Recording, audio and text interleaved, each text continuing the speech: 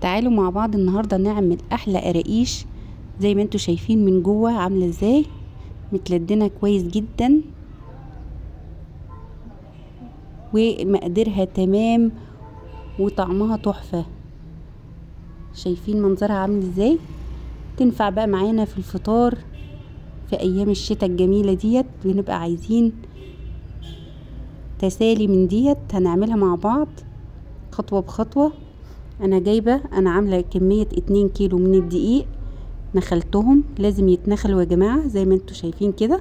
هقول المقادير وانا شغالة. نخلت الدقيق معايا اهو، وحطيت عليه رشة من الملح، وهحط 4 معالق من النشا، نص كوباية من السمسم انا محمصاه على البوتاجاز. تمام. هنحط معلقتين من الخميرة الفورية، معلقتين كبار، معلقتين من السكر البودرة، ومعلقة صغيرة من البيكنج باودر.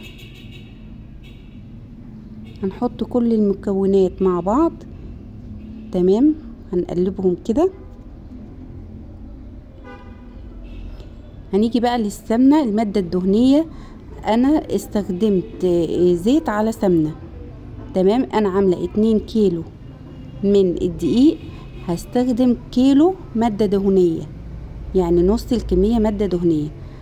استخدمت نص من السمنة ونص من الزيت. السمنة انا يدوب بس مسيحاها في الميكروويف، وحطيتها دافية ما تبقاش سخنة علشان ما تموتش الخميرة بتاعتنا وتبوظها.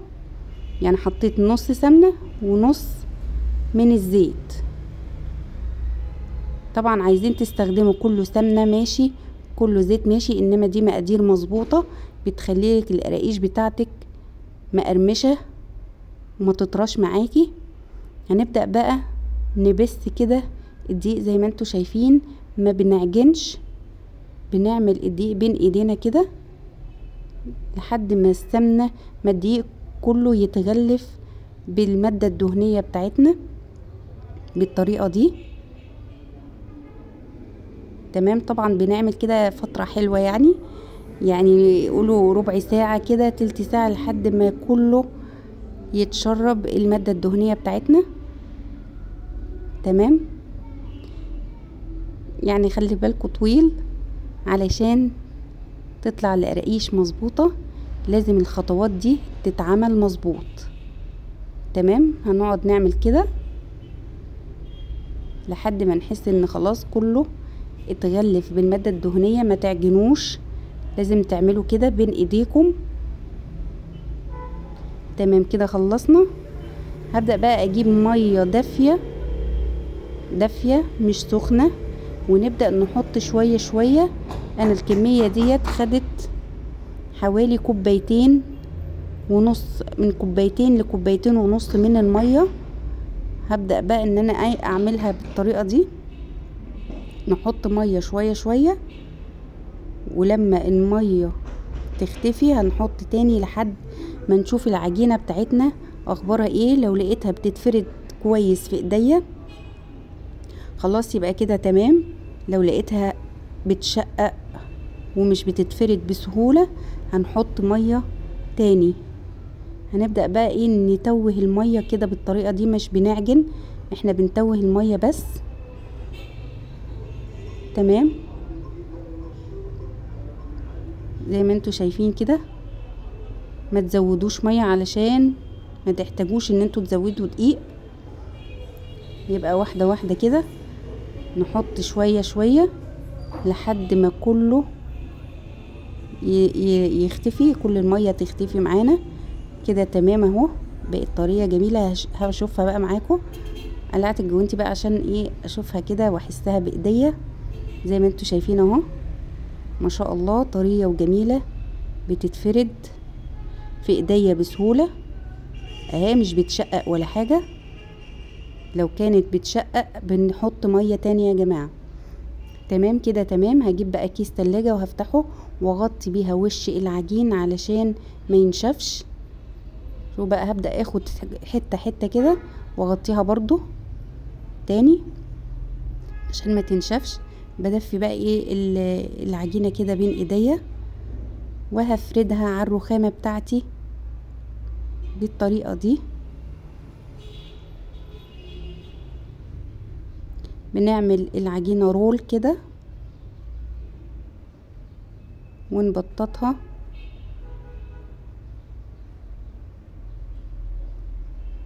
زي ما انتوا شايفين. القراقيش دي بتتباع في الفرن غالية، بتتباع بره غالية يا جماعة. نعملها احنا في البيت وهتلاقي الكيلو عمل لك كمية حلوة، ما تحتاجيش ان انت تشتريها. تمام. نحاول بقى نخليها كلها سوا واحد علشان تبقى مقاس واحد كلها.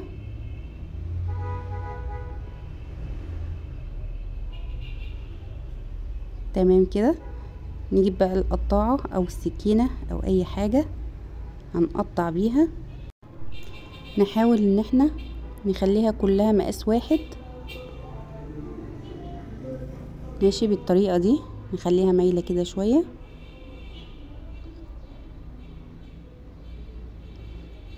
تمام. ونحضر بقى الصواني بتاعتنا، اي صواني بيتزا، صواني كيك، صواني اي حاجة ممكن تستخدميها عادي.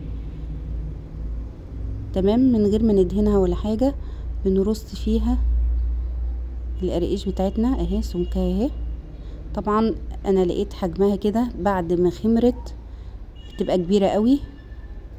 تمام. فحاولت ان انا بعد كده بقى ايه اصغر الحجم ده شوية، لانها لما خمرت نفشت قوي يعني علت كده واتخنت. فحاولت ان انا بقى ايه بعد كده بقيت اصغر، ابططها شوية واخليها ارق من كده. طبعا زي ما انتوا تحبوا، لو انتوا عايزينها كده تمام، مش حابين طبعا بنصلح في الصواني اللي بعد كده.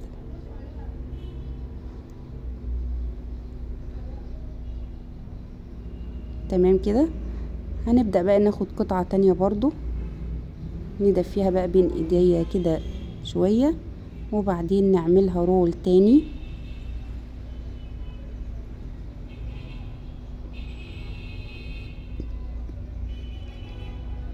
نحاول بقى ان هو يبقى سمكه مظبوط معانا وبعدين نفرده زي ما عملنا اول مرة بنعمله دلوقتي.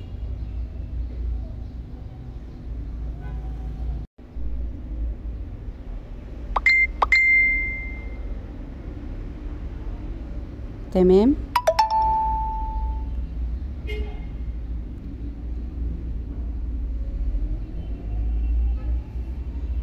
زي ما انتوا شايفين بحاول ان انا ابططه شوية عن اول مرة علشان ما يبقاش تخين قوي.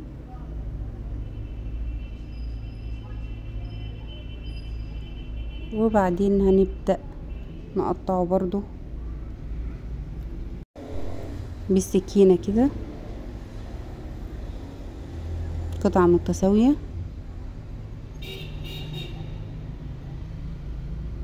وبعدين نرصه برضو في الصينية بتاعتنا ونسيبها تخمر شوية.